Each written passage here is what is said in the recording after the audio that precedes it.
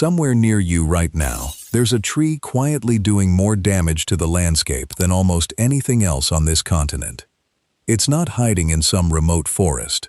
It's probably standing along your street, in a vacant lot down the road, or even in your own backyard, planted decades ago by someone who had no idea what it would become. We've covered one of these trees before on this channel. Today, we're covering 7, ranked by exactly how much damage they're doing to America's forests, rivers, and farmland right now. By the end of this video, you might recognize at least one of these growing somewhere you didn't expect.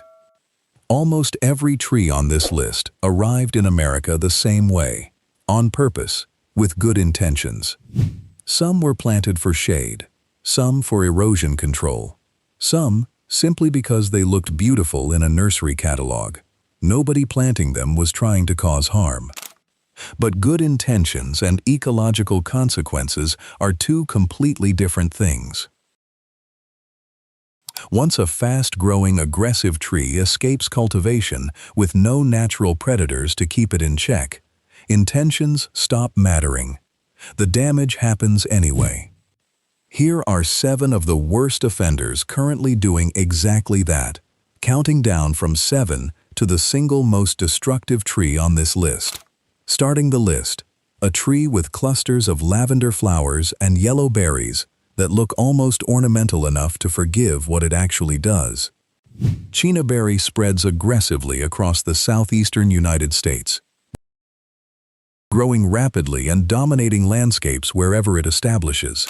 Its berries are toxic to humans and many pets, which makes an already invasive tree a genuine safety concern in yards with children or animals. Birds eat the berries and spread the seeds widely, letting Chinaberry establish in forest edges and disturbed land far from any tree that was originally planted. Also known as tamarisk, this one doesn't just outcompete other plants. It changes the water itself. Saltcedar has aggressively invaded river corridors and wetlands across the western United States, and it's a genuinely different kind of threat than most trees on this list. A single mature saltcedar can draw enormous amounts of groundwater, actively lowering local water tables in already water-stressed desert and riparian ecosystems. It doesn't stop there. Saltcedar absorbs salt from deep in the soil and secretes it through its leaves, which then fall to the ground and raise the salinity of the surrounding soil to levels most native plants simply can't tolerate. It's rewriting the chemistry of the ground beneath it to make sure nothing else can compete. Also called the Empress tree, this one wins on sheer reproductive volume alone.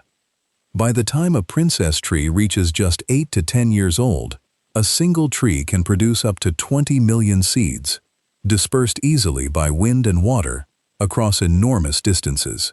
It's also fire-resistant and disaster-resistant, and it can resprout directly from buds on stems and roots, even after being cut down or burned. That combination, extreme seed output plus near-total resilience to standard removal methods, makes it one of the fastest-spreading invasive trees in the country once it establishes in an area. Originally planted by the millions for erosion control and as a windbreak, Russian olive has become one of the most difficult invasive trees to remove in the entire western United States. Its roots grow extremely deep, and even when a tree is cut back to the ground, it resprouts vigorously from the remaining root system, meaning a single cutting rarely solves the problem. One study along New Mexico's Rio Grande found soil beneath Russian olive carried 55% more total nitrogen than soil beneath native cottonwoods, artificially enriching the ground in a way that favors more aggressive, weedy growth over the native plants, adapted to leaner soil. It's now listed as a noxious weed in both the United States and Canada, meaning in many areas it's not just discouraged, it's illegal to plant. This one earns its spot purely by being too good at the one thing every tree competes for: sunlight. Norway maple tolerates shade better than native sugar maple and simply grows faster, letting it outcompete native trees in the exact conditions where natives should have the advantage. Its shallow, dense root system and thick canopy block out sunlight so effectively that forests with Norway maple present show significantly less wildflower diversity compared to forests dominated by native sugar maples. It's a European import that became one of the most common street trees in the northeastern United States. Precisely because it grows fast and looks good, the same qualities that let it spread aggressively once it escapes cultivation into natural forest. If you watched our earlier video on this one, you already know the details. If not, here's the short version. Originally bred to be sterile and planted as the ideal street tree, different ornamental varieties of Callery Pear eventually cross-pollinated with each other, and the supposedly sterile tree started producing seeds after all. Birds spread those seeds into pastures and forest edges, where it now forms dense, thorny thickets tough enough to puncture mower and tractor tires. It's already established in wild populations across at least half of Kansas's counties alone, and it's now banned from sale in a growing list of states, including Ohio, Pennsylvania, and South Carolina. And at the very top of the list, the tree that shows up on nearly every invasive species ranking in the country, for good reason. A single female tree of heaven can produce more than 300,000 seeds in a single year, with some studies putting that number even higher under ideal conditions.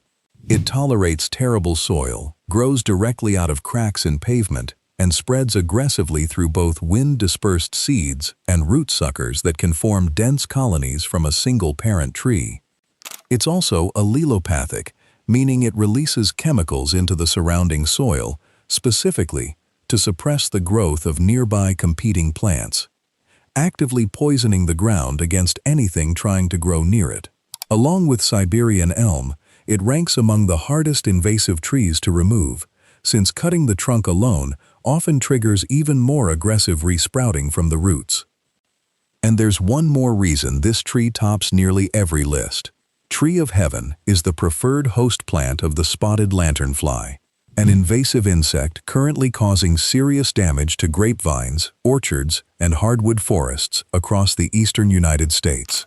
Every tree of heaven left standing is potential real estate for that infestation to keep spreading. To be fair, not every non-native tree is a problem, and this list isn't a call to be suspicious of every unfamiliar species in your yard. Plenty of introduced ornamental trees stay exactly where they're planted without spreading aggressively into wild areas. The trees on this list earned their spot specifically because of documented, measurable ecological damage, not because they're simply foreign, but because of what they actively do once they escape into the wild. If you're not sure whether something on your property is one of these 7, your local extension office can usually help you confirm it for free, and most have specific guidance on removal and native replacement options. Every tree on this list was planted with good intentions, decades or even a century ago, by people who had no way of knowing what would happen next. That's the uncomfortable truth sitting underneath this entire video. An invasive species rarely arrives looking dangerous. It arrives looking beautiful, useful, or convenient, and the damage doesn't become obvious until decades later, once it's already spread far beyond anyone's ability to easily undo it. We've spent this channel showing you trees and animals that deserve protection, despite how they look.